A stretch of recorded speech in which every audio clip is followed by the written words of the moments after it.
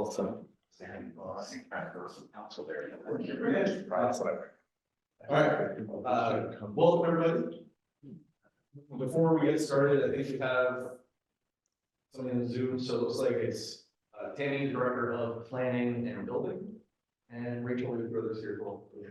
Yeah, for sure. I just wanted to say thank you to Tammy for joining us today, and then we have some guests, so grateful for them for joining us as well.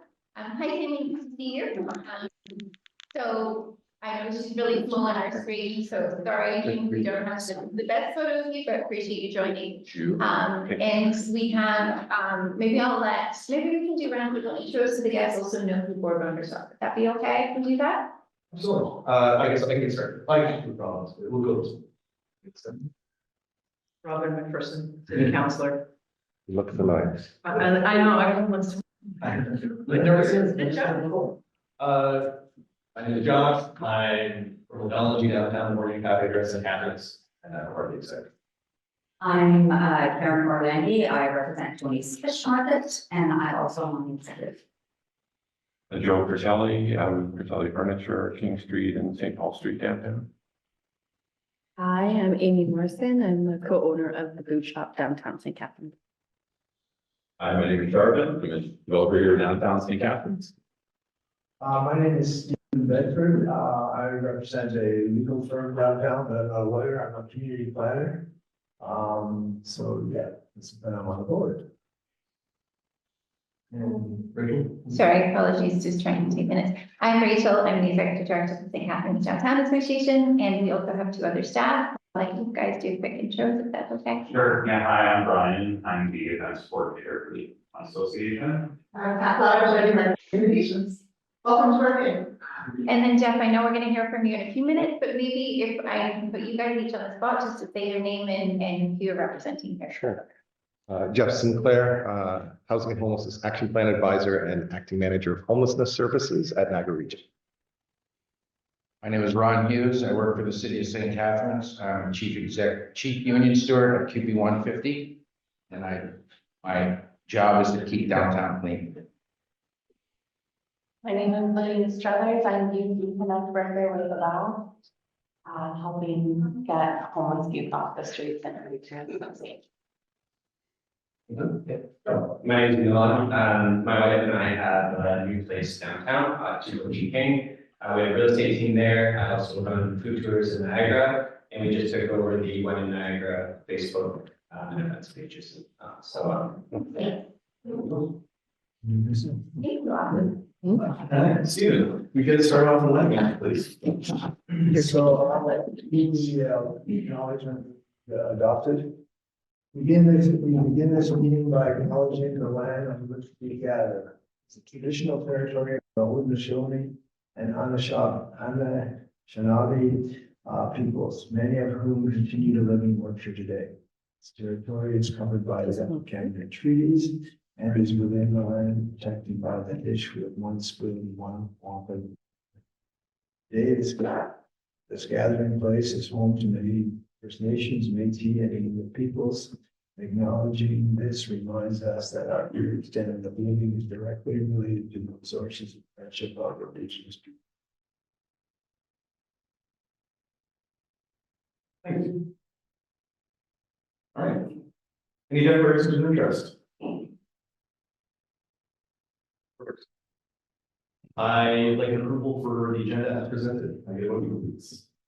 Amy? Give me a second. All right. You got anything, Karen? And approval for these minutes. Joe? Somebody else? Jarvin?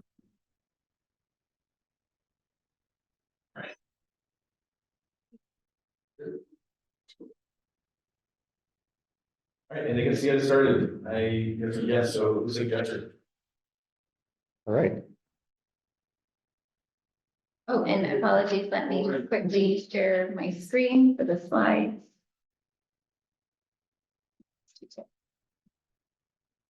Oh, and apologies, we need Tammy on our intros, so Tammy, just do an intro in the chat. Thank you so much. Did you want to quickly do an intro. We can flip the mic to you if that you prefer. Sure. Thank you so much, Rachel. Good morning, everyone. My name is Tammy Kate. I'm the Director of Planning, Building, and Bylaw Enforcement Services for the City of St. Catharines. Thank you so much for having me here today. Also Jen is on that. Oh, Jen's on her way. Perfect. Thank you. And let me just share my screen.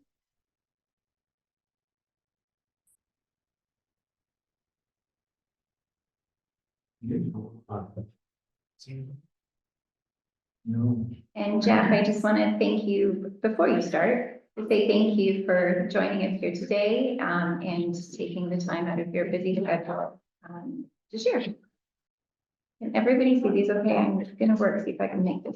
Yeah, some of them are going to be pretty small. Just one quick announcement for folks that are in this room and that haven't been here before, because we have some new folks that need to use the washroom. Just out this door, past the elevator, turn right in the front. So I apologize, some of the stuff you won't be able to see on the screen, but I assume Rachel will send out the slides afterwards and you'll get the information to look at. I am Jeff Sinclair and I'm here today talking about homelessness services. We do run a regional homeless serving system. However, as we're able, I pulled out some of the data specific to St. Catharines, which would be of interest to you. Next slide. So this list is the agencies we will be contracting for services across all of the Niagara region starting April 1st. So we just finished our request for proposal process over the last 6 months. And these are the funded organizations. A lot of them are the same as who's providing now. I'll draw your attention to a couple things. We are piloting an Indigenous outreach worker with NASO team through the Niagara Regional Native Center, and we're piloting an Indigenous housing first worker for our supportive housing program. So those are included on here. And also Good Shepherd, which is very common. Their work in Hamilton and around the Golden Horseshoe is going to be operating our permanent supportive housing site in Niagara Falls. But most of these are the organizations you're familiar with.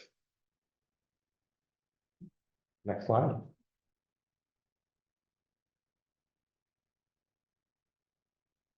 Oh, sorry. Sorry. So we currently have, we keep a by name list of everyone who's experiencing homelessness in Niagara. This is a national best practice and it's part of our work nationally with Built for Zero, which is a national collection of communities working to end chronic homelessness as the first step to end homelessness in Canada.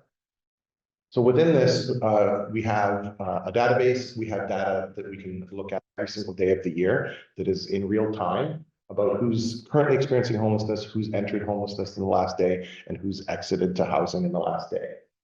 What we see specific to St. Catharines is that there are 471 individuals who identify St. Catharines as their home community who are homeless, and this is dated the end of February, so the beginning of this month, this current month. That represents 39% of all of the people experiencing homelessness across the Niagara region. Of these numbers, 214, so I think that's 45%, should probably go through my slides here so I can read. 214 or 45% of the people from St. Catharines are not chronic. That means that they have not been homeless for 6 months or longer in the last year for the most part. And often people who are not chronically homeless will self-resolve their homelessness. So they'll maybe lose their home, they move to a shelter, or they couch surf for a bit, they get supports to find new housing, or they find it on their own, and then they return to house. End of story. What we do have though is 257 and 55% of the people from St. Catharines who are chronically homeless, and this typically is 6 months or longer of homelessness in the last year. It doesn't have to be consecutive. So if you were homeless for 3 months, or housed for a couple months, and then homeless for 3 months again, you would count as chronically homeless if you're currently homeless. These are individuals who tend to be longer in shelter, tend to be at encampments, tend to have a harder time accessing and affording rental units, and often we target them through our triage system for a supportive housing type environment, whether that's permanent supportive housing or housing first programs. Yes, Joe. Can you give us a bit of perspective of how each of those numbers have been trending for the last year? There's a bit of Coming up. a slide on that, yeah. Thank you. Yeah, great question. Underneath that, and I will say, 13% of people that we have in our system identify as Indigenous. Seniors is a growing population within the homeless community, but it's still under 5% overall. Youth is around 11%. I will say that's really good compared to other communities, and a lot of that has to do with the work of the RAP. Other communities across Canada tend to see homelessness for youth in around 40% of the homeless population. So we're like a quarter of other communities. Because of the work the RAFT is undergoing to reconnect people with families and stabilize their housing. And that will be hopefully an indicator of much less homelessness in the future as these individuals become adults. Also, we look at veterans homeless, and there's currently about 8 veterans in Niagara who are experiencing homelessness. We do work with Veterans Affairs Canada. We have a specific initiative and funding to house veterans. At the bottom, you see the bar chart there. The gray is inflow every month for the last few months into homelessness, and the orange is outflow out of homelessness. In February, there were 105 people entered into homelessness, 76 exited, and I will say that our chronic homelessness, the individuals experiencing chronic homelessness who are housed in Niagara last month, I think was like 55 people. Like, it's really good numbers of people are getting housed. And we have about a 96 to 98% stability in housing. Once people are housed out of our system, they're not returning to homelessness and showing up again at an encampment or elsewhere. So we have actually quite good rates of housing retention. What was that number again, Jeff? 86? 86 to 89, I'd say. Yeah, it varies a little bit month by month. We also have about 18% of the people in our system are homeless families. So we tend to see, the dude on the corner at the encampment as homeless, and that's sort of the poster person for homelessness. But 20% of families often are not street homeless or at encampments. They're often couch surfing, stuck in shelter. Our shelter stays for families are extremely long. We're talking like hundreds of days on average to try to get housing. So I'll talk a little bit more about that. Next slide, please. So I'll talk a little bit about outreach. There were 54 individuals served year to date by the Niagara Street Outreach team in St. Catharines. That's 142 unique interactions, which can be going back to support individuals on different days and again, try to engage them into shelter or into a housing situation. There's a chart at the bottom that shows that. It's been trending downward generally, although the interactions spiked in the last month as we saw the numbers go up as well.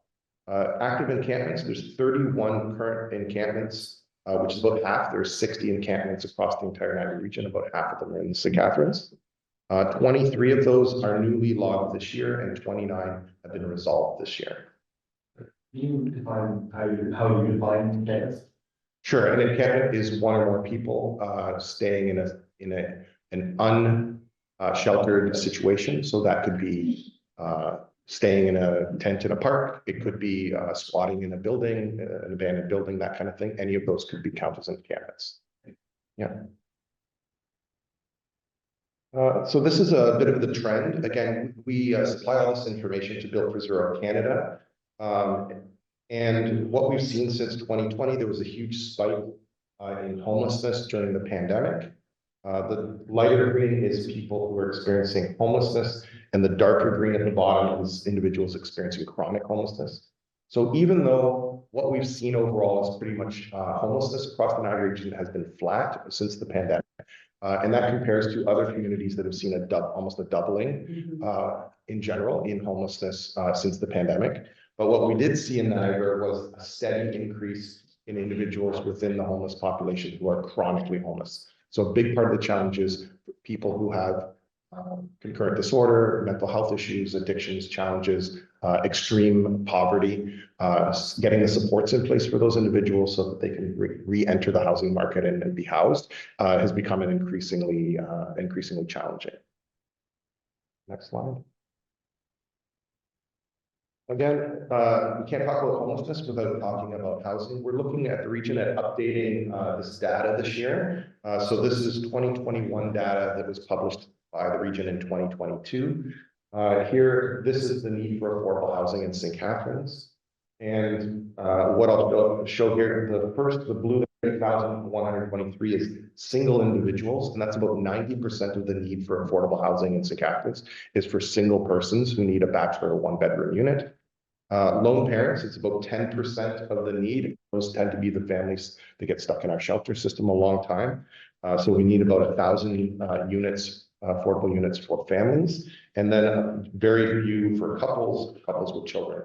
So pretty much if you don't have two incomes in your family, no matter what your family composition is, in St. Catharines, that's going to put you at the greatest risk of losing your housing and being stuck, not able to re-enter the market. I'll also show the numbers on the right-hand side. We break this out by income deciles. These are regional income deciles, not specific to St. Catharines, although the numbers are specific to St. Catharines.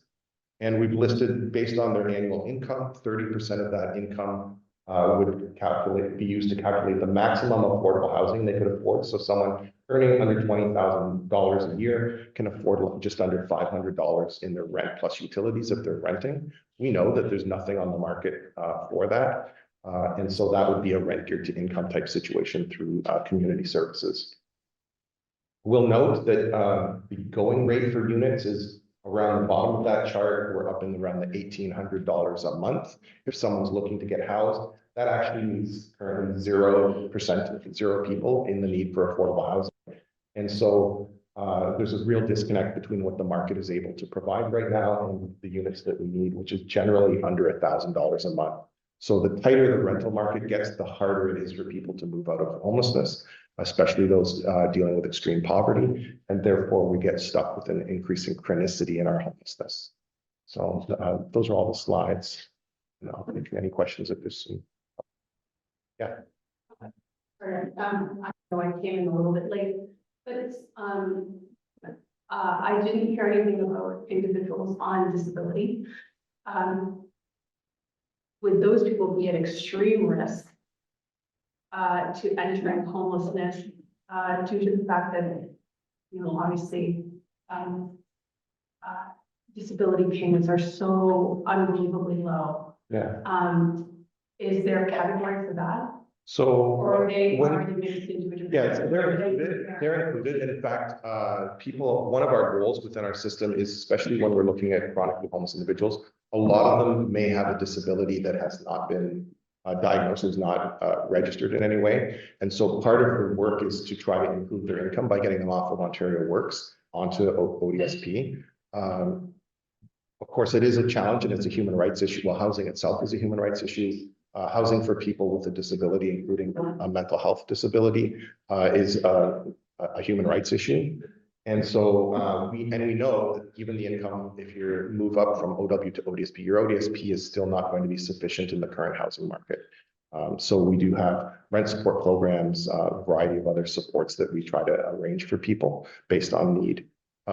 Yeah. Now, and obviously along the line, you know, food security is top of the pile as well. Is there any conversation? I know that it's become a little bit more of a conversation in Europe, especially in the UK, where they're actually just banning grocery stores and whatnot from throwing out food because there's just so much food being discarded. Is there any conversation happening about that in Canada or Ontario so that we can begin moving foods that are perfectly fine into the food banks or into systems that are really, where people are really having a hard time managing food security, especially in urban centers where we're kind of like a food desert, like our downtown is a food desert, essentially, with respect to no grocery store? So it's a really good question.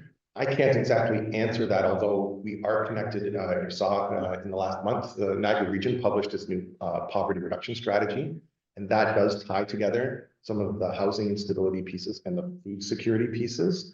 The homeless serving system does not engage in the food systems.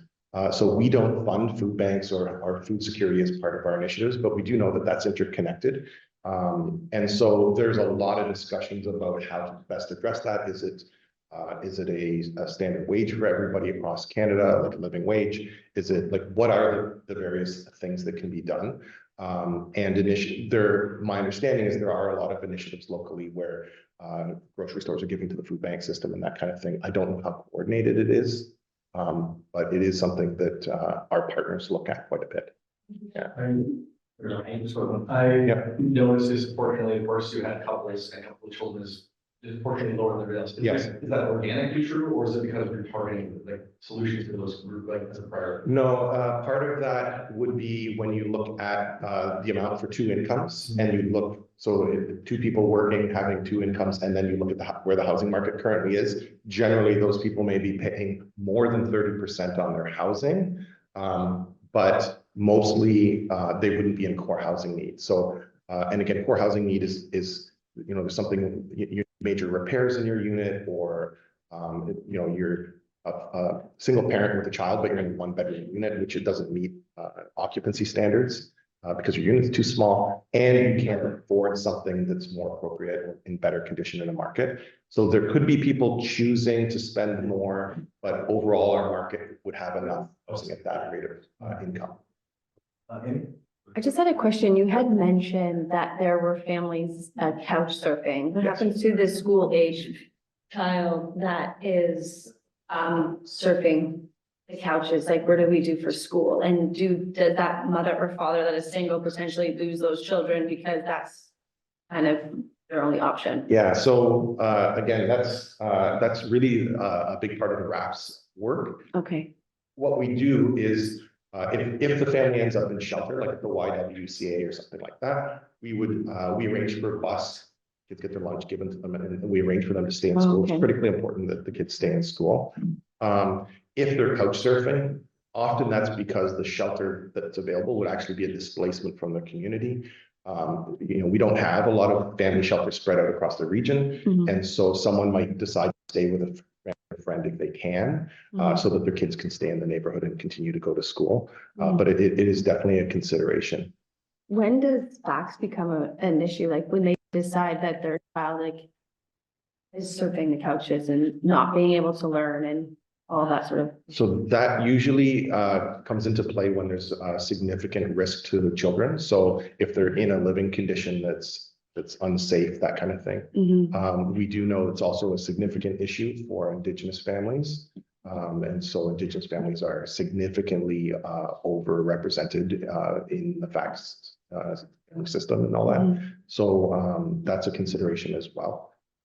But as long as it's not, being homeless doesn't automatically mean that you're going to lose your kids. For example, one of the reasons we don't put single adults and families in the same shelter building or environment is because then you're putting kids in a situation where somebody might be actively using opioids. And I mean, that's creating an unsafe. So you have an area where moms or dads with their children are separate. We do have family shelters, and we do overflow families. We have some arrangements for them to stay at a motel temporarily in both in St. Catharines and Niagara Falls, in order to support them while if they can't access a shelter bed. Thank you. Yeah, sure. Thank you for the presentation. Where does the region, where do they want to see the solution coming from? Is it more units? Is it more shelters, more services? How do we, or is it all of the above? I mean, what's kind of their primary focus? So the solution to homelessness is really to move things towards prevention. So what we've seen is a huge influx of people being rent evicted, people who, it's a lot of landlord-led, this is nationally, landlord-led, especially as we've seen more corporations coming in and buying up properties. As opposed to smaller business people, or then they tend to be a little less connected to the tenants and less willing to negotiate through problematic tenancy, right? So we're seeing more landlord-led evictions, but we're also seeing more people just harder to find units. So prevention is a big piece. If you're currently paying $900, but now I'm going to, lose my unit. Now I'm looking for, $1,800. I just doubled the amount I have. Like, that's a huge jump right now. So that's a challenge. And then the other part, really focusing on that outflow. So ever since we opened the reordined shelter, our shelter occupancy was above 100%. It's been mostly on a daily basis now, somewhere between 96 and 98%. We'd like to get it down under 95%. So we probably do need another shelter. We're currently looking at a shelter in site, perhaps in Welland, to expand the shelter offerings there. And then what there should be in your system is for every shelter bed, there should be at least 4 or 5 places to exit to. So supportive housing, housing first, rental unit with a subsidy with case management supports. We're currently at a 1-to-1 ratio. So building more shelters on itself is not going to be a solution. We need to stabilize the amount of shelter beds that we have in our system and then create more flow through those shelter beds so that especially when we're looking right now, it's families, we can get families housed quicker. Then that'll go really far. Does that answer your question, Sean? Can you give us a summary of protocols for the Laredon operation? How do people get in? What happens there? And how do they get out? Kind of thing? So we've been focusing on people in encampments, which then the key, if any of you, have somebody outside your business or, if you're passing them on the way to work or something in the morning, that's a call to the NASO team through 211. NASO, the Niagara Silver Street Outreach team, is engaging people at encampments all the time with other partners, but they're going to make referrals to try to get into the reordined shelter or any other shelter. And so that would be the key piece there. Reordined is a low barrier shelter, so people, we don't ban people for substance or alcohol use, etc. It's not a free for all. We mainly focus on any service restrictions would be based on behaviors such as violence, that kind of thing, not on, you don't get banned for a week because you missed a curfew or whatever, that kind of thing. So we do try to meet people where they're at in their journey and support them actively to get rehoused. And so part of that is the L shape is where people would stay overnight, and from 8 a.m. to 8 p.m. they are not in those spaces, but we have a large common area on site where people can be supported on their housing search, get supports, case management, all that kind of thing. So is the food offered there? Yeah, the 3 meals. So the idea is that there's really no reason people would have to leave during the day. And that's one of the reasons this year we switched from having seasonal models that were closed during the day. As much as people like those, again, thank you for Karen for supporting that. But yeah, I know what you mean. But part of the shift, we had a shelter study done by Ian DeYoung from OrCode, who's the internationally renowned expert on ending homelessness last year. And he recommended we move away from seasonal shelters because people are only there at night and you can't help them find housing while they're sleeping. And then in the morning, they're gone again. So our new shelters, both Summer Street and Niagara Falls and the reordered shelter, are 24/7. People can stay on site and get help with their housing search and other connections that they need. They eat their 3 meals there, and then they're open all year round. So we're hoping we also won't see an influx of people coming out into the street, as we've seen in other years when you've got those shelter beds and then they have to close down, right? So this year, reordering will continue to be open through the warm weather, which means hopefully we'll have spaces and we can continue to move people from encampments there. I just want to follow up with the magnitude of what Jeff is saying cannot be minimized. So next week, 75 people would have been thrown out on the street to fend for themselves and find a place to sleep every night. And that is not going to happen, for which I personally am truly grateful. The other piece of the puzzle that you didn't touch on, because a lot of it, we think of it as nuts and bolts. You need to get housed, we need to be able to see you, we need to know where you are, so that you can make your doctor's appointments, your court appointments. But the other piece of the puzzle is socialization. And people, when, we can all meet our friends or our families in our houses, we can meet friends at a coffee shop, we can do all of these things, which is not available to people living in poverty. So being able to have a place where you can hang out with your friends and just be social and have those is amazingly stabilizing both for mental health and mental wellness, as well as all of the physical, and then also enables all these other things, and also takes that off the streets and away from the downtown businesses. And And the other piece Huge. I'll mention, Stephen, that I didn't mention, that builds on what Karen just said is one of the protocols is we do not allow the street community onto the site at reordinance. So, people, you know, drug dealers, whatever the case may be, people coming in, that isn't supposed to mix. So, the same, the people that are on site, the idea is to keep the people on site and not have them out visiting encampments during the day and all that kind of stuff. It's a little challenging to support all that, but that is what we strive for. Yeah, we've noticed like the St. George's breakfast program is like 50% of what it was the day after you guys opened.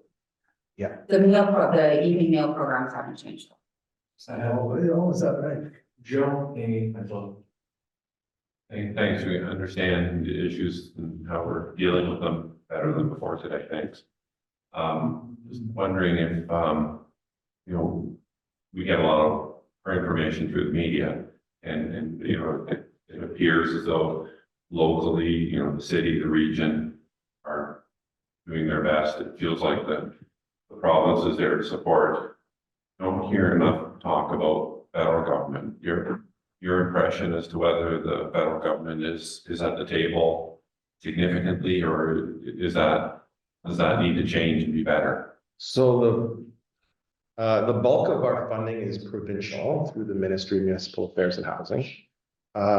We do get some funding through Reaching Home nationally. And I actually would say it's both the province and the feds, but particularly the federal government, both still need to put a little more skin in the game in terms of an all of government approach. It's unfortunate that a lot of this tends to be in the ear of our local elected officials, when really even the homelessness system, community housing is all regionally run.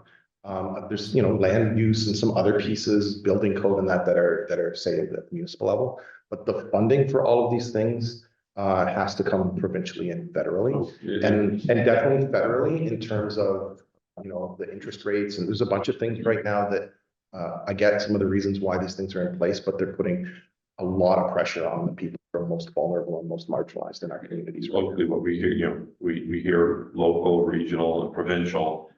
It's high and very high on the agenda. Yeah. You don't get that impression from Ottawa. Would you agree? Yeah, I would say they're probably the least, and they're spreading their resources across all of Canada. You know, and when we look, we need at least 26, maybe 30,000 affordable units in Niagara. You know, that's not going to happen with just regional and municipal investment, just impossible. We did the math. We would have to increase the levy like something like 10% per year every year for the next 40 years. Like it's just impossible. So those dollars, yeah, have to come probably federally. Yeah, it feels like they're the ones missing from the table. Yeah. Really. Thanks. I had a question regarding the facility we were talking about. Is there in works of the facility for single parent families that they could have that community as well? I mean, putting them in hotels, you don't have a playground, you don't have those things that people can communicate. And then, I mean, imagine just as a mom of 3, how difficult it would be for someone to try to figure out how to work, how to feed your children and support their needs. Is there something in the works for those people? So we have we're just rolling out now a family strategy within our system to answer those questions. And figure out how do we support families. And one of the pieces there as well is supporting families. Well, you need to support anyone who's exiting back to housing from homelessness for community integration. It's really, really important for community integration when you have youth or children involved. So part of the strategy will be looking at those kinds of things as well as within the homeless system. Yeah, how do we have the capacity to support those families? Right. I think like 3 meals a day for those kids, and then the security that their parents can then look for a job would be huge. And just a facility for kids to be able to play and be kids. I think that's important. Thank you. To be brief, but this is the pathway to function zero. Yes. Are there projections on what we're doing now, how it's going to sustain, or what else and the exact requirements? Like we believe with this much more resourcing, it will come down. Like because I saw like clear cut. There's no like I don't have any projections. Like if we're doing, we don't get there until 2238 or. Yeah, so here's where I take a little bit of a dig at the province. So we had, my previous hat, and I'm not managing homelessness services. My role at the region is to oversee our 10-year housing and homelessness action plan. Our current plan, we did quite well in Niagara. Niagara is doing quite well when you compare it to other communities in Ontario and nationally. But that plan ended December 31st, 2023. We were about halfway towards having a new plan that would have rolled out at the beginning of this year, but the province has yet to give instructions to communities about what should be in their plans and has actually told communities to hold on and not publish a plan while we wait for the province. So that's one of the areas where we need to, where all that kind of information will be in. I'm hoping we get instructions and we're able to actually get that through council and get ministry approval for a plan for the next 10 years this year. That will include some goals in terms of what actually we need our system to look like and some steps on how do we get there. And that will include things like how much supportive housing do we need, how much affordable housing do we need as well. We have a community housing master plan through housing services. All of those pieces will be tied together in the new plan. We just can't publish anything yet because we're waiting on the process. Yeah, per metrics, how big one will do, I don't know, pathways. I don't know. Yeah, so well, the pathway is the things that are identified in here. It goes out to 2025. So the pathway to 2025, the next few steps are in here. The longer term plan, we haven't published yet because we still need the province's instructions to make sure we meet their requirements. But there's tons of metrics. You know, I showed some of the data, but we have tons of metrics that we can continue to share with Rachel for you if any of you are interested. The other thing I'll say is, if any of you would like updates, we do have a newsletter that goes out about every couple of months. You can sign up on the region's website, and it talks about things like the new reorient shelter, how we're doing on veterans initiatives, chronic homelessness, what housing is being built, all those kinds of things. So I can give you the afterwards and stuff. Yeah, I think you gave me it already. It did get shared, but I can share it again. Oh, sure. Oh, sorry. Are you optimistic? I'm optimistic we're headed in the right direction. Our numbers last year started for most of the year trended down actually. And then at the end of the year, when we opened the 2 permanent shelters, we got more people than we like every winter, the numbers go up, but more people than we usually do. So I'm hoping that was just the winter piece. And then now we start trending downward again. And again, hold that in comparison to other communities that are still trending significantly upward. I think that's great. Are we going to end chronic homelessness in the near future? Again, to Joe's point, the federal government, I think it's by 2027, said they were going to cut chronic homelessness in Canada in half, and it's doubled. So the feds especially, but other borders of government have their own metrics. They're not even moving towards, and we can't get to what we need to do without their support. So. I just had a few questions. With respect to corporate, like more Wall Street, consumption en masse of housing, do you, number one, happen to have a bit of a gauge on how many affordable housing units are lost every year versus how many are constructed? Number one. Number two is kind of echoing what Karen had mentioned with respect to the gravity of how important this is that's being accomplished. I do really appreciate seeing a more restorative approach with respect to even justice than more of a punitive approach, which is very encouraging for me to see, because I truly believe that support through socialism is an answer to helping everyone in our community in a restorative capacity. With respect to the federal government, I mean, money doesn't just grow on trees, obviously, but is it maybe not the fact of kind of going back to Wall Street and corporate purchasing of housing, instead changing laws that force that housing back into the regular community versus into a corporate structure, especially with very unfortunately the development of real estate investment trusts in Canada in the 90s, which has been the development of real estate investment trusts in Canada in the 90s has created the downfall of what we're seeing today. Because housing moved away from being a right to a commodity. Housing is not a commodity. It is meant to house people, just like food is meant to feed people. So obviously at a federal level, maybe considering abolishing something like this, so we don't have this agglomeration of housing for global elites or people who don't even live in Canada. And also maybe the fact that as well,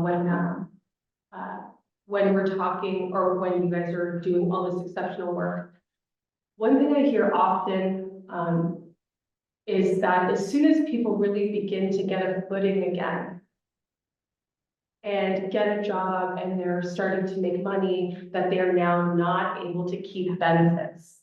They're not able to retain that affordable housing, to maintain the footing.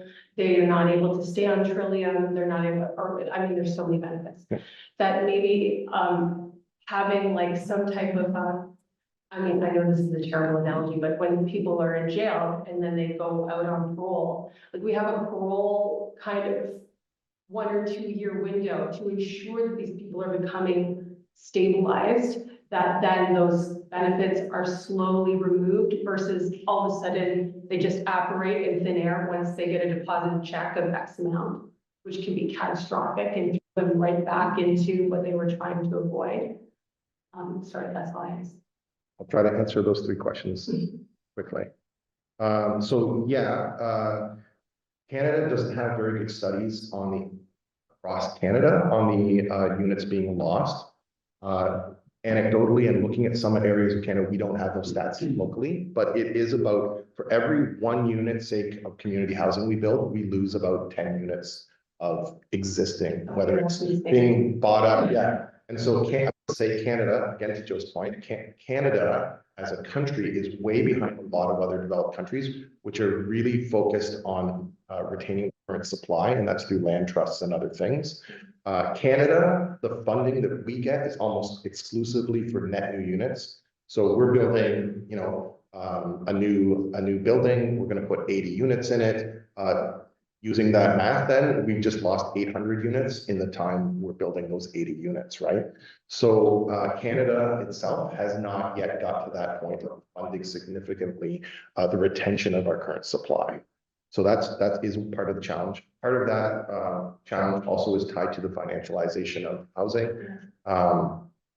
Large corporate financialization of housing, as I already mentioned, has some different sort of perspectives on working with people, especially when we have landlords that are not in Niagara, but are remote in Toronto or overseas or wherever. And it's a lot harder to have those relationships with people. But also they need to make money for the shareholder.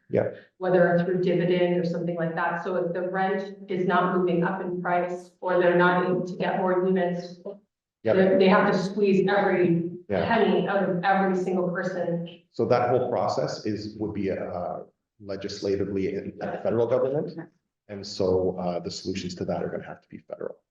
And then the third piece is we hear very clearly, it's in our current, just finished 10-year action plan. It will probably be in our new one. It is also, I think, in our poverty reduction strategy, is to advocate to the province so that people can retain more of their income and supports from social assistance once they're in a better position. Not everybody's going to be able to get employed, but when people improve their incomes, then we start clawing back all sorts of supports. And often we claw back those supports before they've made a change and that's become stable in their new situation. So your point is well taken. It's not something we have control over at the regional level, but it is something we can continue to advocate for. I just feel that instead of like always the answer is like, or people just asking for more money, these, I mean, obviously, people that are in the very high echelons of wealth in this country and the world really do lobby and have quite a bit of influence over government where it would discourage the very changes in legislation that we require. So, and again, it's maybe not lost on me that many of the politicians and this of course is not a Canadian issue, so also happening in the United States and beyond, that they're the very people who are landlords. Right?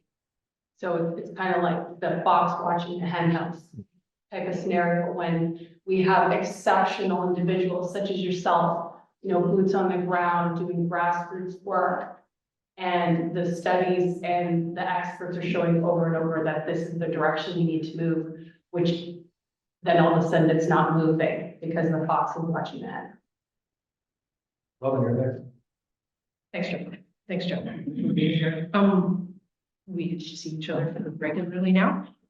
Just wondering if you could touch on just a couple of things, and the first one is from our discussions with our task force, is the difference between homelessness and criminal behavior.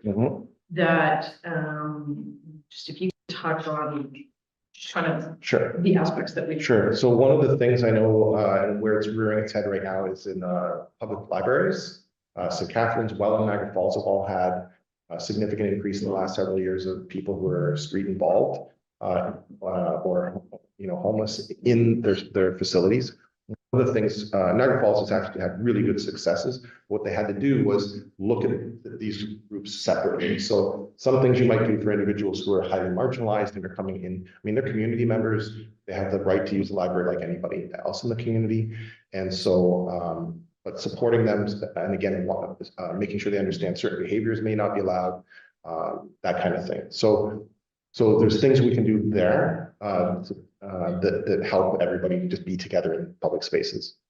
Then there's also this, the rest of the street community that often is where, you have drug dealers, you have all sorts of other unsavory things happening, human trafficking, all sorts of yucky stuff. And so not all the same, it's not homogenous, it's not all the same population. And in fact, the people experiencing homelessness are often the victims and not necessarily the perpetrators of those unsavory and criminal activities. I think a lot of studies have shown that when they unpack police calls across Canada, the United States, and we look at that involve homeless individuals, it's like something like 80+%. The homeless individuals are actually the victims and the survivors of the violence. And we see what happened in Hamilton when Hamilton tried to put a tiny home community out in the community. It wasn't actually the homeless individuals who were making the threats and all that. It was actually the good middle-class Canadians around the area who started making the threats. We're going to do, damage to the buildings and the homeless individuals coming here. So that is actually what we normally see. So it's really incumbent on us as a community to address those separately. One is like a policing issue and all that kind of thing. And I would say, do not hesitate if there's something that's a criminal activity to call police about that. Call 911 if it's happening right away.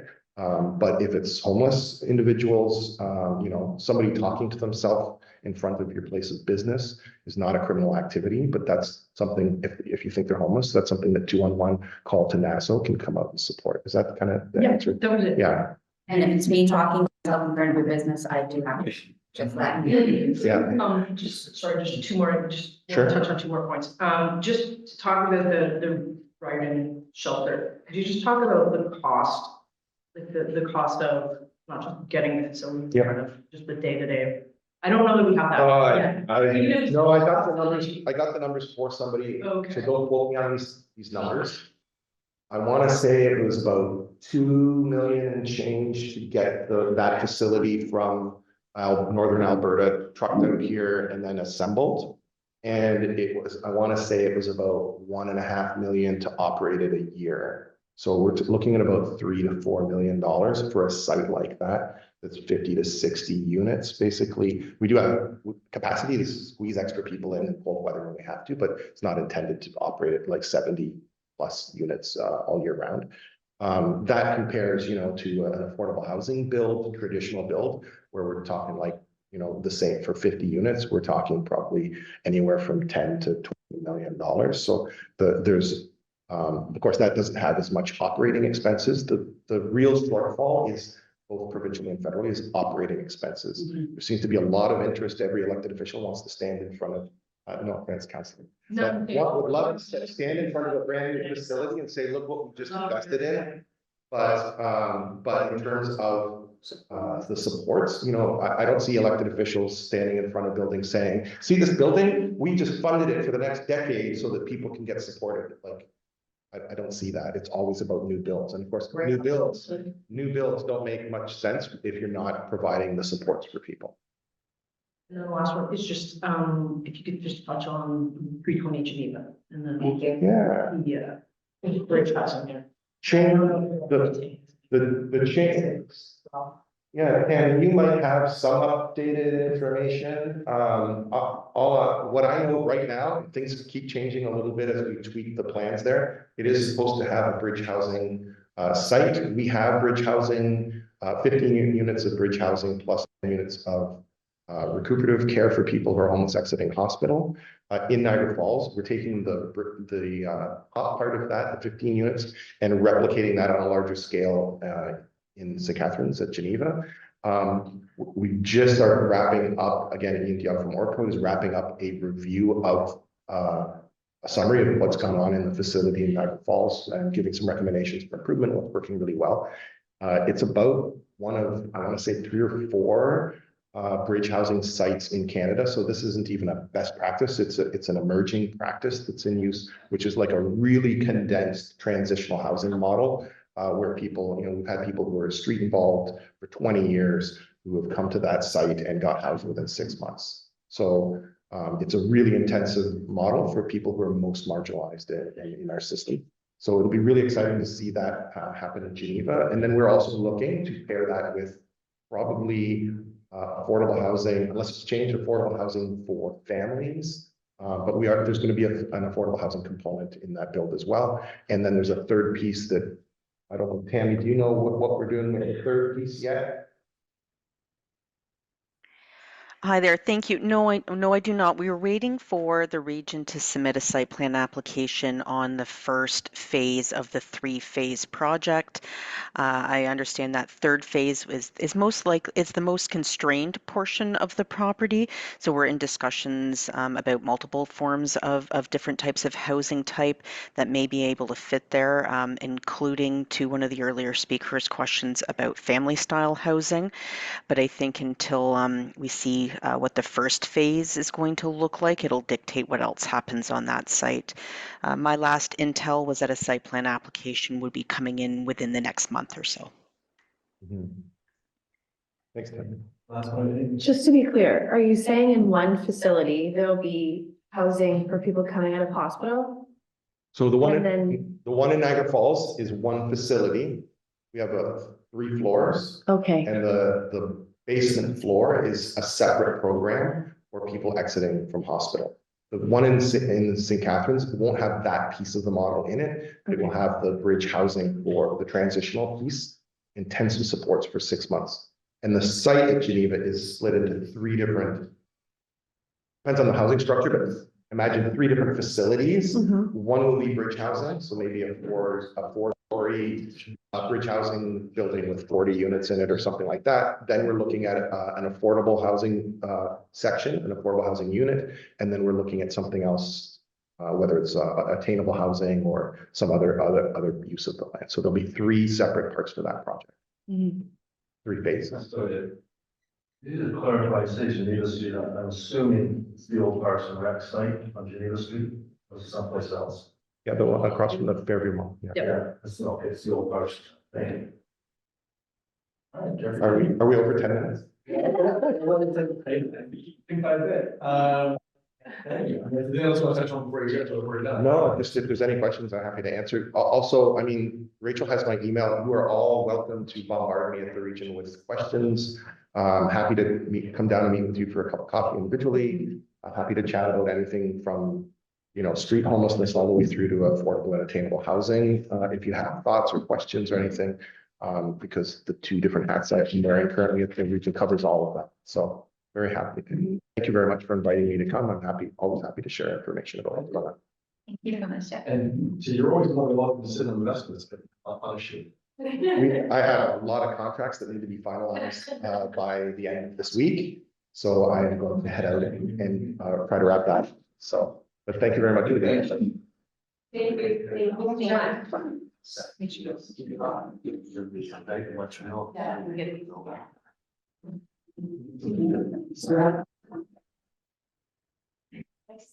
Yeah, last week. It's been in the works for a while, but yeah.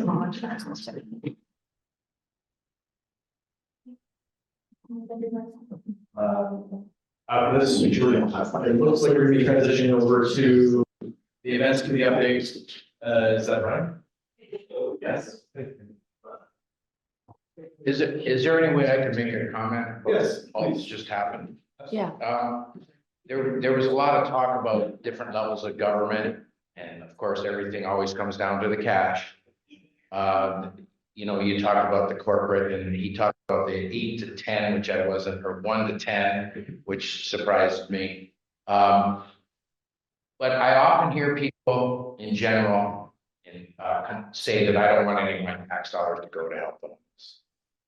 So a lot of the solutions here and a lot of the things we talked about come down to political will. So whether people don't want to create homeless housing or affordable housing, like I know there's going to be a lot of pushback for the Geneva spot. I've already heard some of it.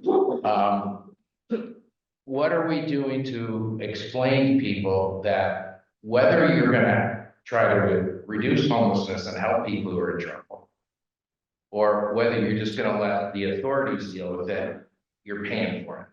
So imagine when there's an OD, you have paramedics come, if the guy's close to death, they have to have a supervisor. Usually you've got 2 Niagara Regional Police there. You've got a firefighter truck there with 4 firefighters. That cost is massive for one incident.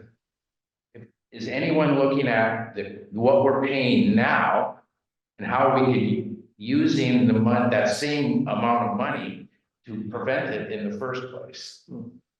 One of the things that I'm an advocate for is giving the people drugs, because they've tried it in other places around the world and it works, because part of the problem with the OD is people don't know what they're buying or what they're ingesting.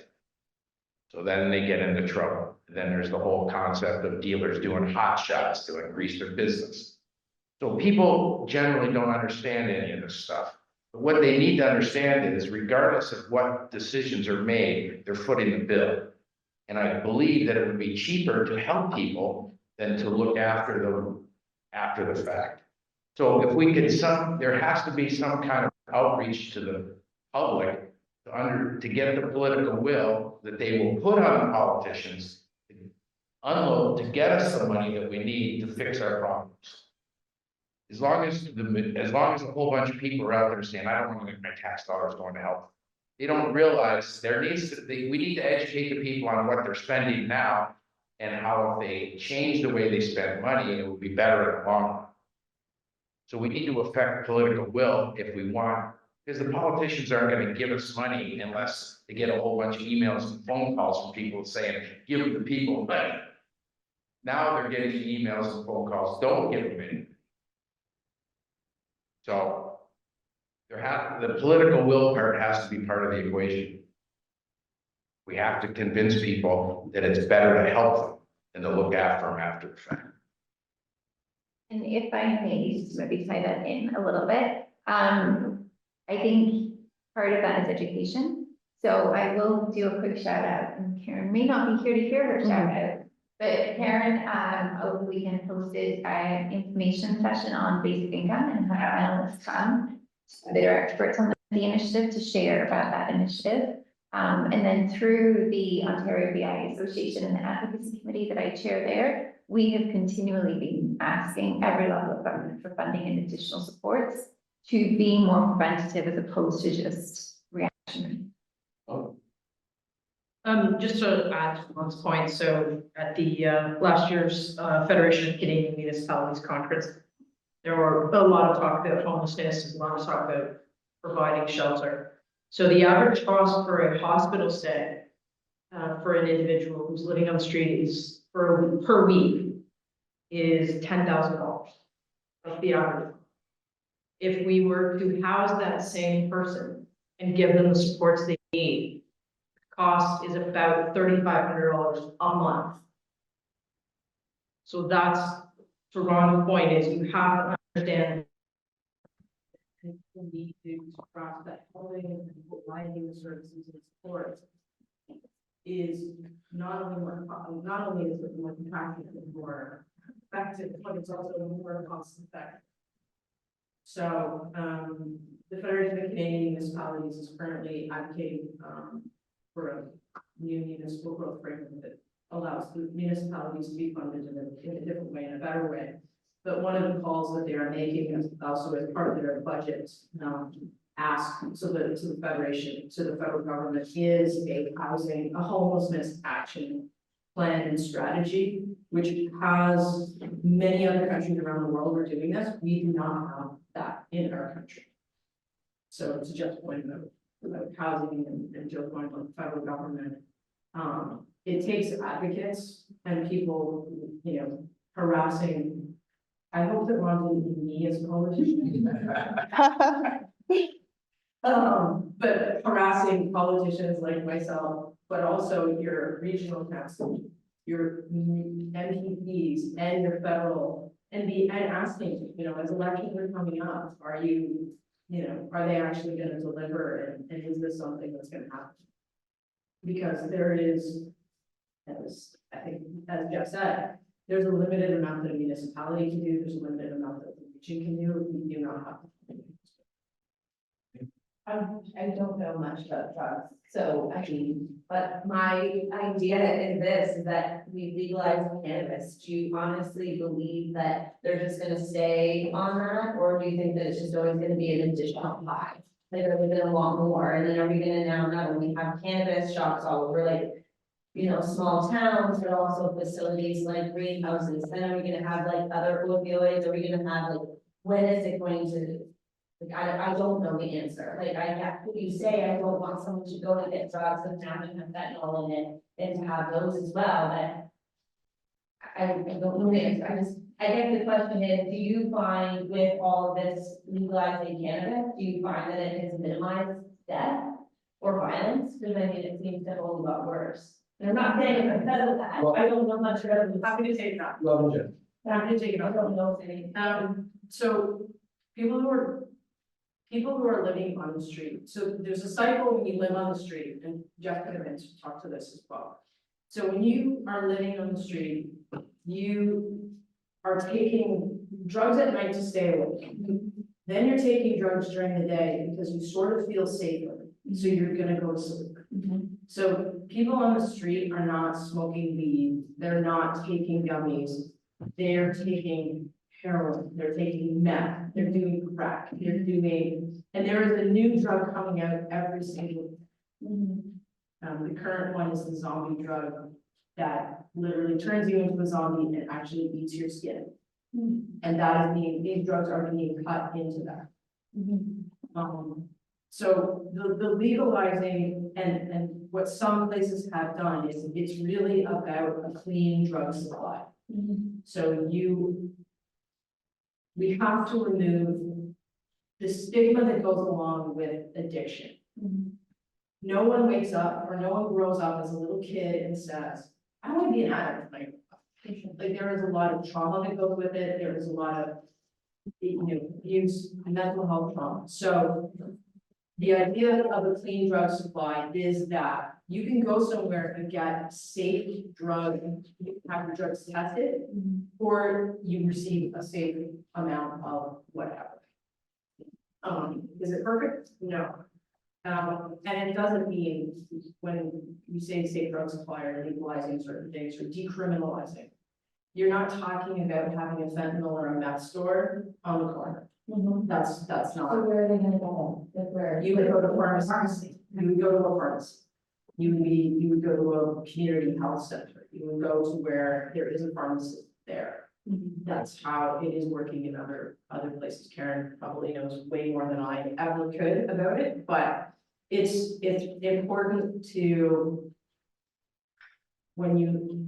it's important that to understand is that you're not We have to let people be people. If they make decisions, they make decisions. But we also have to make sure that they're alive to if and when they want to get on drugs or whatever they're addicted to, that they can do that and that they're not dead. Okay, last type of one, Jen, because we're moving on to events. The federal government, and provincial governments have already stated that having cannabis for sale for individuals to purchase has already saved per year almost tens of billions of dollars in our like different OHIP capacities for each province. It's saving a fortune for our medical system, number one. Number two, there's already countries, further the province suggesting, countries like Portugal that have had a massive push to decriminalize hard drugs, have had tremendous success getting people off the street, and very much like Rocco was mentioning and Ron with the cost benefit analysis, they're saving billions of dollars by preventatively managing these problems and actually weaning these individuals off of drugs by having a clean drug supply and by giving them drugs, having the safe injection sites. Also too, I want to say it's Amsterdam, but I'm not 100% sure, have also successfully done that with alcohol. So individuals that are on the street that are alcoholics, the actual municipality has a site where they can come to get alcohol after they complete a task. So they clean up this area of the downtown, they come back and they get a beer. And they're actually becoming responsible. They're not creating the vandalism. They're not loitering. They're actually, but you have to meet them where they are. And I feel like, again, Karen knows much more about this than I do, but I really feel like we can't approach these issues by us being way up here. It's so important to meet people where they are and then help guide them out of their scenario. All right, Brian. Hi folks, I will not take up a lot of your time, because I know you're already running a little behind schedule. So I just want to talk to you all about a survey we're doing right now related to block party, but also just to gauge feedback from business owners about road closures in general as well. So I've been doing those actively myself. We've got them online. I've also been doing direct outreach to businesses, completed about 45 surveys so far. We're trying to get a better response rate than we usually get on our surveys on this one, so the results will be more informative and conclusive. So what I'm asking is if board members can assist by trying to collect 3 to 4 survey results from fellow business owners themselves, if possible. So in order to facilitate that, I've made up packages for the board members where I've identified 3 or 4 businesses that I wouldn't mind you going to talk to. Some of them are going to be really easy, like I think Joe has Fratelli's as one of his businesses. Katie has a new ballroom, etc. So I mean, I'm not sending you guys too far out of your wheelhouse to try to pick businesses that are either easily located for you or people that you're already familiar with. So I'm going to hand those out. If you have any questions, let me know. Otherwise, just do your best and try to get a couple of them filled out and add to the work that I'm doing on direct outreach would be much appreciated. We have a date on Foley. We have a tentative date of June 22nd, but there is a potential conflict on that date with one of our partner organizations. So we're looking into that to see whether we need to move the date or keep it the same. I have people already asking, super excited about. Awesome, that's exciting to hear. Okay, so I'm just gonna quickly hand these out and then I'll get out of your. That Foley is actually right now. Today's holy. Thank you for on topic with Chloe. I will share the good news that we actually won an award. I know. Hopefully everybody's seen that or newsletter. We won one of the top 100 awards in Ontario, through Festival Events Ontario. So we were very excited to receive that award. We thought, to be honest with you, did an amazing job basically spreading that far and wide. And as a result, we got people calling us to say, how do we sponsor this event? So huge success. We also got a really nice letter from Brian over the city, who basically wanted to read some congratulations record, because of the record of running successful events in downtown, I think I'm proud to have this partner and continuous endeavors to create a lively and inclusive downtown. We'd like to offer support to your team to ensure events like COVID festival will help continue to be a success. Congratulate you on your well-deserved recognition and look forward to working together. So anyway, that's a short snippet of it. It's really, really good. Mayor also did a shout out for the today for the channel, which was nice. So awards really help us build those relationships, right? So really excited to be great to obtain that. So well done. That's right. FBO festival was very. So top 100 events, you got a recognition, skated 4 grants, good job, right? Yeah. Yeah.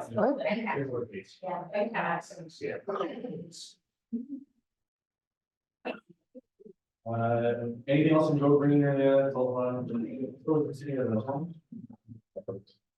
right, so in that case, birthday, who's setting that?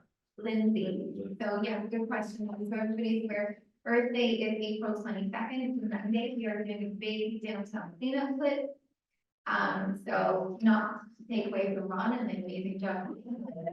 We're working with quite a couple of organizations that are members that actually run their whole team out to do cleanup. So we're gonna have them come out that day.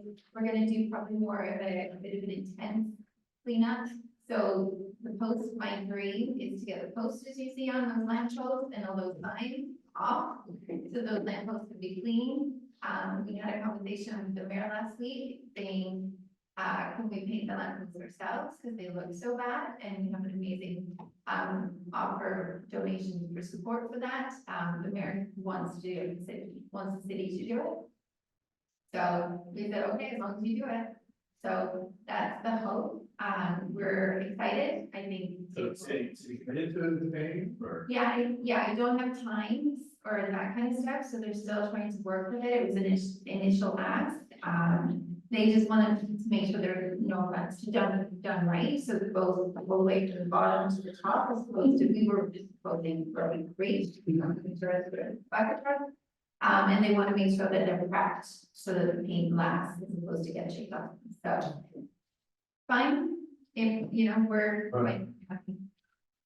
Ron, you seem like you're just not very, is it possible? Do you think it'll happen? I'm a firm believer that anything's possible, but I keep going back to political will. Because that's what it takes, right? Everything is driven by political will. Like for example, I'm trying to advocate for that walk behind vacuum that I think would improve the downtown hugely. The other thing I've been really advocating for is, I don't know if everybody knows, because it happens early in the morning, but Cully's has a service come down and power wash their outside patio as well as wash the sidewalk. They actually have a machine with a brush and everything. I would like to see a lot more of that done by the businesses so the downtown was cleaner. I mean, cleanliness is important to me, not just because of my job, but if you want to draw me somewhere, it has to be clean. If I go somewhere and it's not dirty, I'm out. I think that's things that we're on specifically. But set you up for a positive experience. Yeah, so it's possible that the city can do it, and I mean, they can do it. I understand that prep is important and they won't stick, but the other issue is regardless of whether they get painted or not, how they get painted. I see people constantly putting stuff on those poles. So you can paint them and make them look nice, but what's gonna be done about the constant barrage of people using them poles, what's advertising?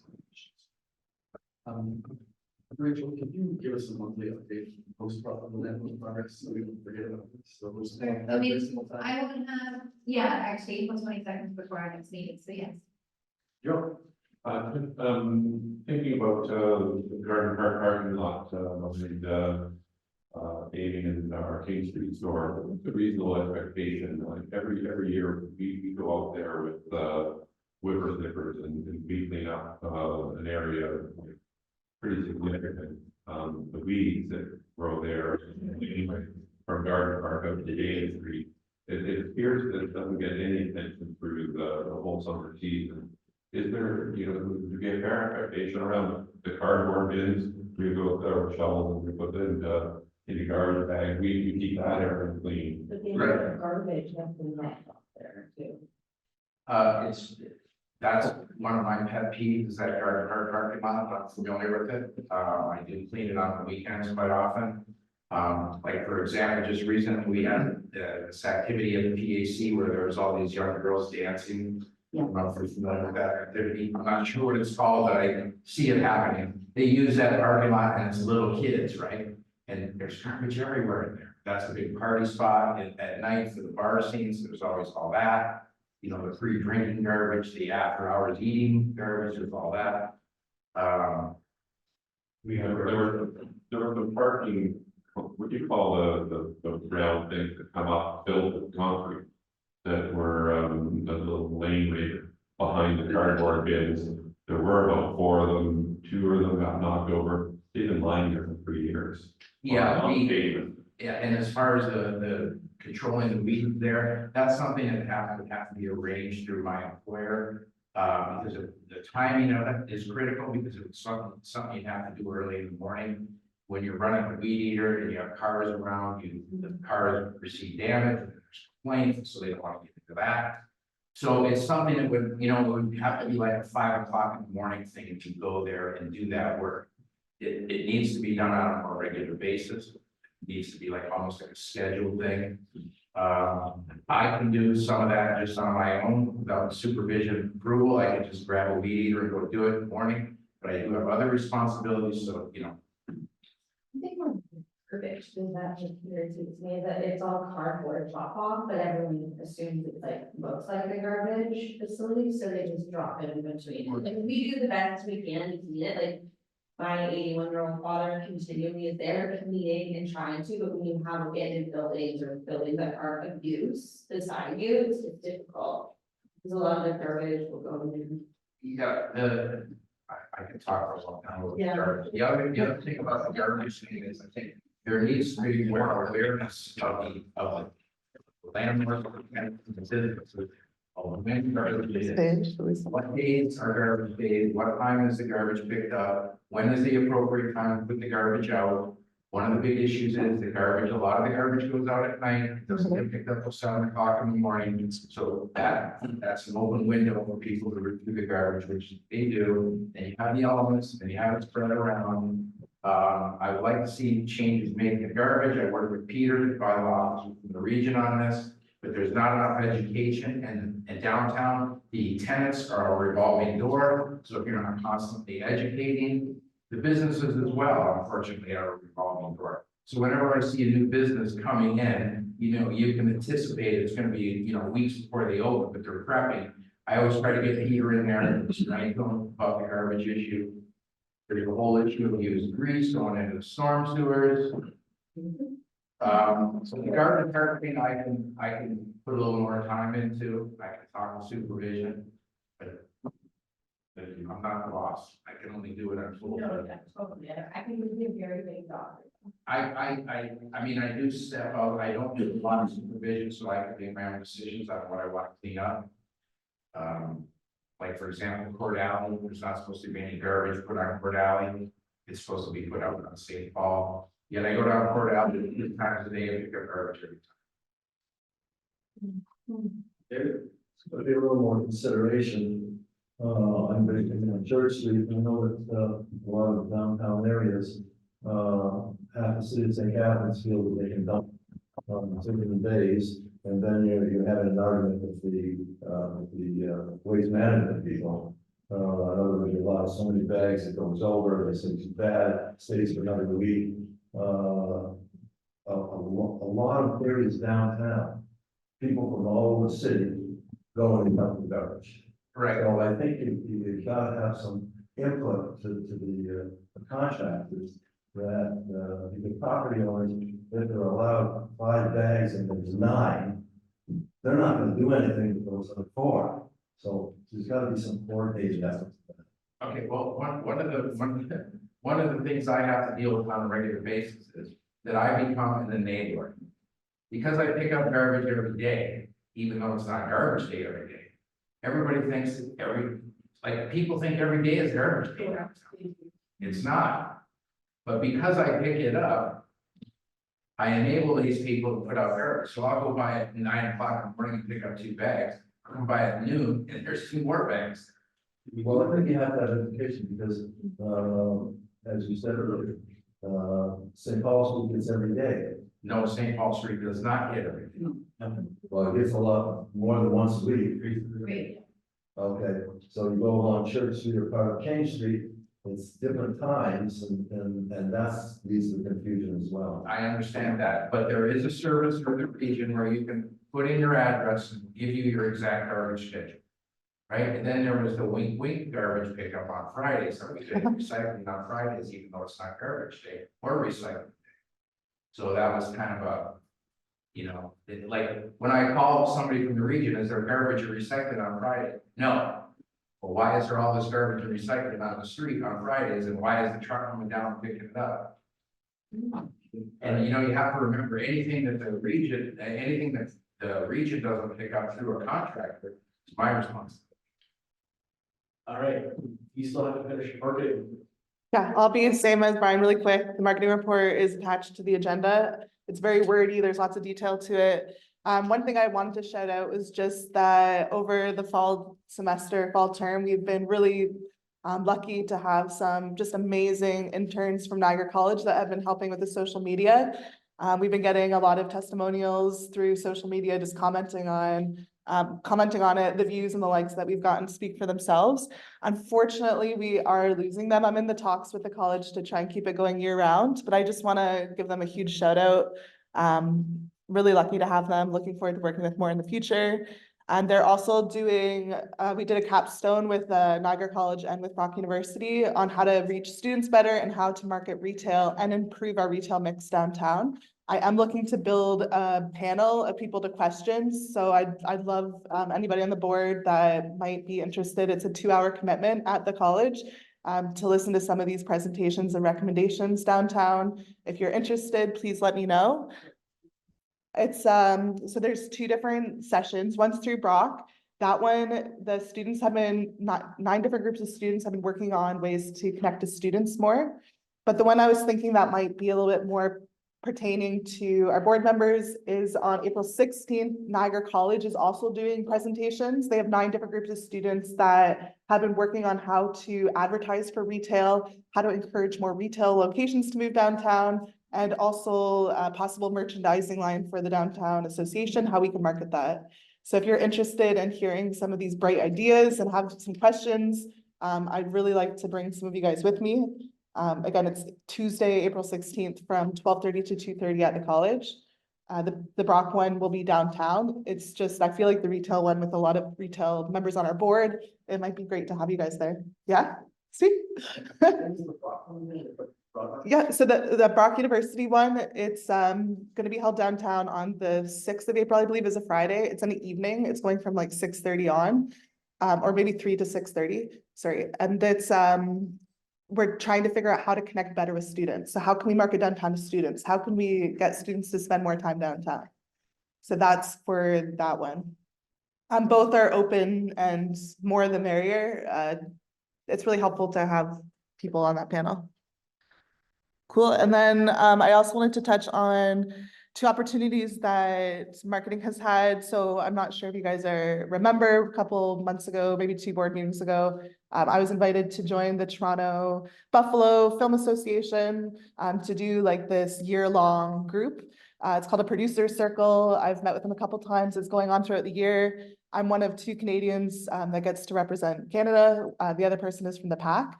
We've been meeting with ECDEV from the city of Buffalo and working with different media people in various different industries that are connected to the media and to just how to bring tourists to different areas. And yeah, I think it's been really great. They're looking how to build their local film and their local TV, and they focus a lot on Southern Ontario. So it's just been a really great opportunity for the Downtown Association to be represented at that. And then next month at the OBIA conference, myself along with Katie and Tamara Jensen, we're going to be teaching executive directors and stakeholders across the province on how they can market their own BIAs and promote their own BIAs using what downtown has been doing in addition to different tips and tricks. So just kind of exciting stuff. Wow. Yeah. Well done. Thank you. But I am sad to lose the students, and also our support position for marketing has changed as well. So I just thought that's an important update to share, that all of these great things have been a whole team of people that have been making it happen, so. The internships, right now through the college, I can only work with them through the fall, but I'm working at the college like make it year round. And then marketing had a part-time support position that was able to go full-time due to a grant, and that grant is expired. So at this time, there is not the funding for it. Yeah, exactly. Okay, on the executive, so based on the motion that we had last time, we did at a time the salary entirely inflation exclusively. We have going forward we'll need, if we want to do any merit increases or things like that going forward, we're gonna have to come up with some sort of more comprehensive policy. But that's for us to deal with at that. One of the things we need to discuss though, the new vacancy on the board. So you get your. Just one quick reminder, it's just an announcement to no meeting, otherwise we do need to go down. But I'm pretty sure. Yeah, that's very good. All right, so somebody on the board has resigned. Can't name it out, let's go on camera, you can figure it out. It's by process of elimination alone. Okay. So we need to bring that up and have a conversation for next meeting. Yes, or if the board is comfortable, I can send out notifications that if the position is vacant, and do a follow-up nomination. Maybe be able to do the election or not the election, have the board vote and the chosen candidate. And so unlike previous elections, we choose this time. And then, who's responsible for the person's responsibility? Yeah, we have to figure that out. Okay, then you go to the next. So if you can find somebody that happens to have some of these, that would be the optimal outcome. Yeah. Or if anything, that does leave a vacancy in treasurer position on the board, if anybody would like to be president, please let us. Understanding we've operated with that director in that position for several months, so understanding that that's, while there is work that needs to be done, it is not as trying to do for owners. And lo and behold, updated financials that will be presented by Brian. So Byron, I'm here to do it. Okay, Rachel. Well, I can just share, so they were sent out electronically, if there were any questions, it was just a year-end kind of summary, we're still kind of waiting patiently, not that patient anymore, for our audit to come in, so we can finalize them, and then move on to this year's financials. So the only couple things I will mention, in case you've got questions that were kind of quite high, in terms of above budget, were our meeting expenses, which was pre-approved because we went in hybrid mode last year, so that was or an improved increase expense to what was budgeted. And then the other was just our annual general meetings. We actually had two annual general meetings last year, one at the beginning of the year and one at the end of the year, so it was supposed to be in your EGMs. So. Briefly, so we have other year finances. Well, these are year to date.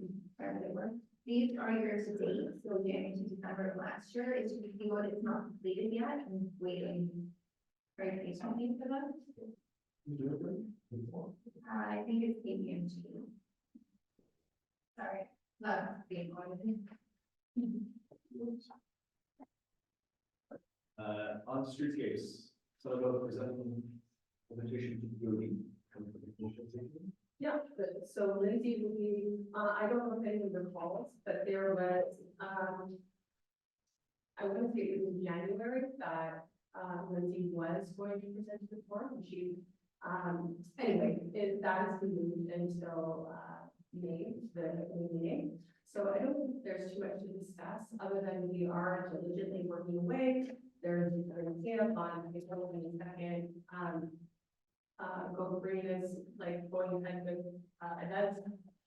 And the only other thing that makes me worth mentioning is that we were trying to kind of streamline how the streetscape money would be kind of, delegated, we were kind of approaching in a capacity where we wouldn't be fracturing the money as much, and we'd be trying to concentrate it so that, and I'm not saying it's so that, you know, it looks like we accomplished something, but sometimes if you fracture the money, it's just not enough to make an impact across and all of the initiatives.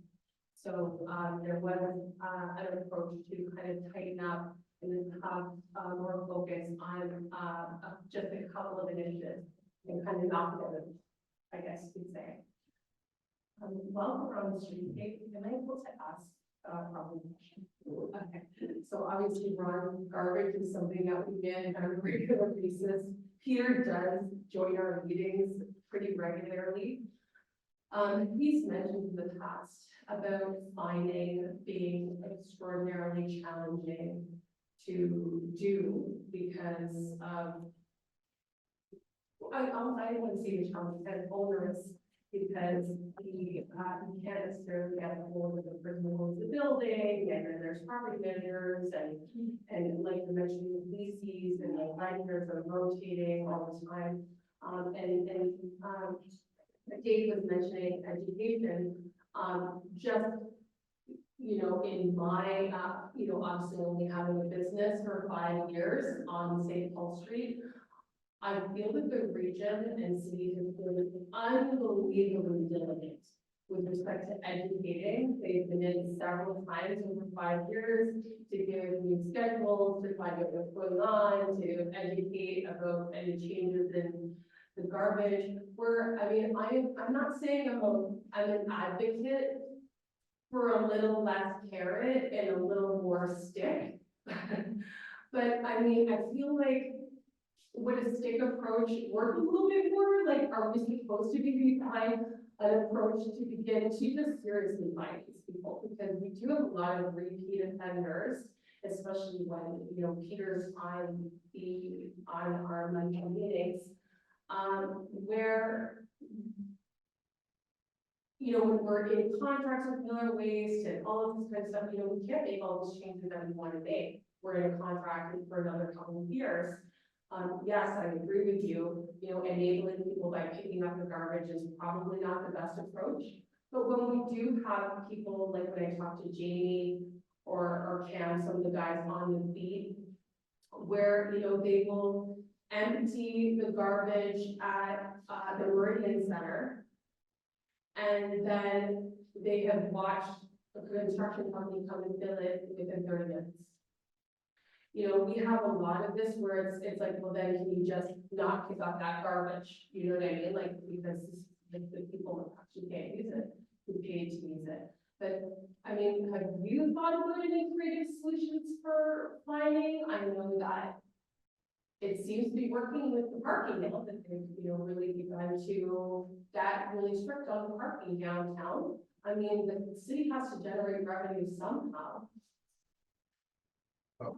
Problem with finding people for garbage is determining where the garbage. Peter has the ability to go through the bags and try to find stuff that identifies garbage. I legally cannot do that.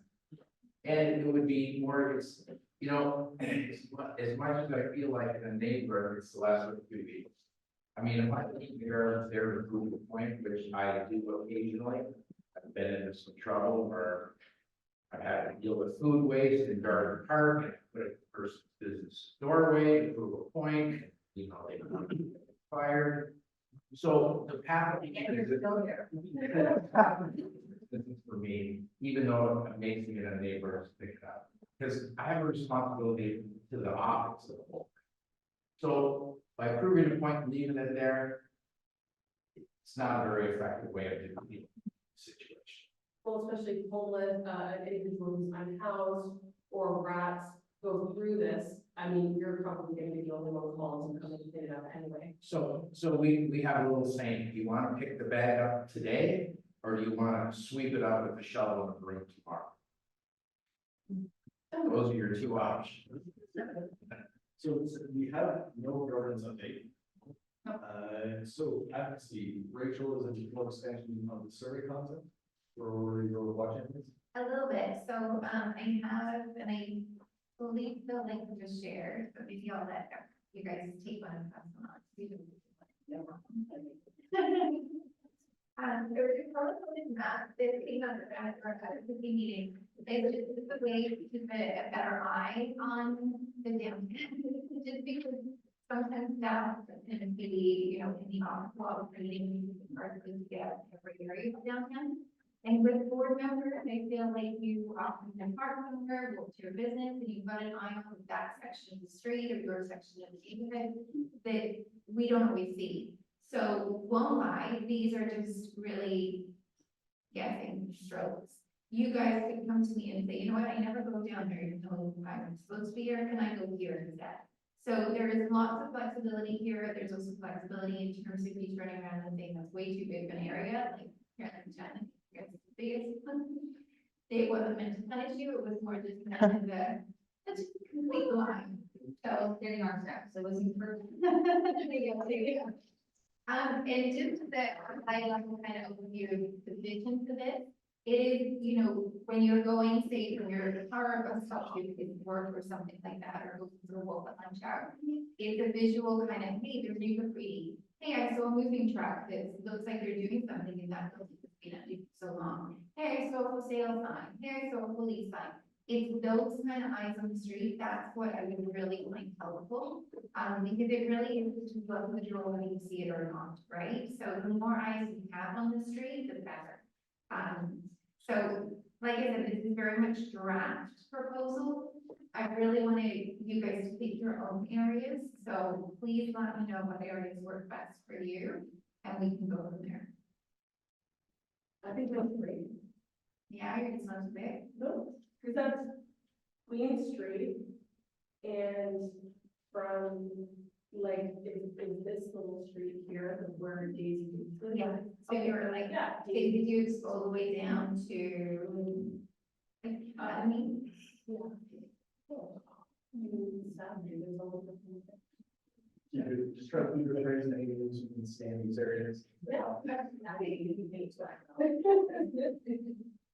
Rachel, do we have anything more from the executive director? Do you want that? No, not really. Had a really good meeting with the mayor this week and Robin, of course, and senior leadership from the city, so we're really grateful for their time with that. We met with a new member, on Geneva Street.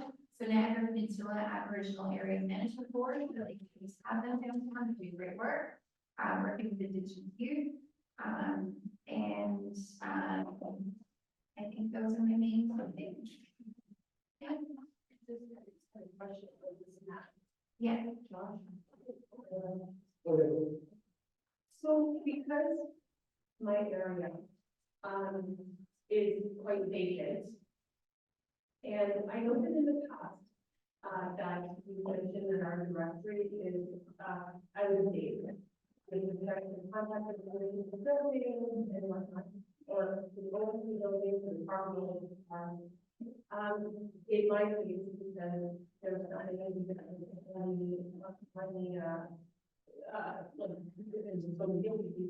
is that something that I think you're trying to do?